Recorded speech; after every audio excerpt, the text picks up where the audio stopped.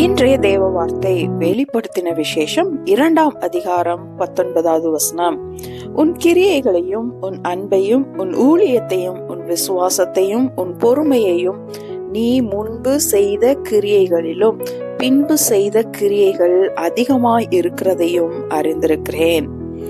இன்று இந்த விசித்திரமான உலகத்திலே மனிதனுடைய தாளந்து திறமைகள் நிராகரிக்கப்படுகிறது.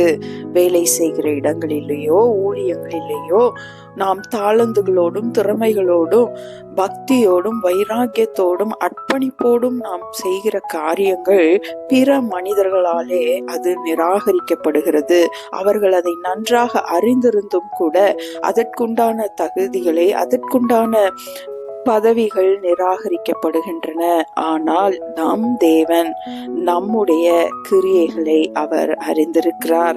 நம்முடைய அன்பை, தேவ அன்பை அவர் அறிந்திருக்கிறார்.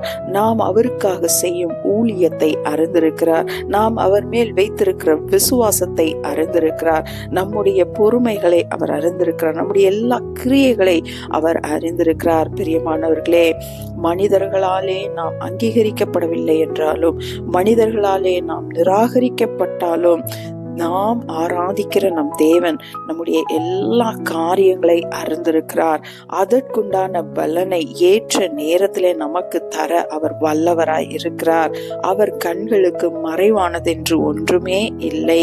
நம்முடைய உண்மையும் நம்முடைய கிரியைகளையும் அறிந்திருக்கிற தேவனை இன்னும் அதிகமாக பற்றி கொண்டு அவருக்காக பிரயாசப்படுவோம். ஆமேன்.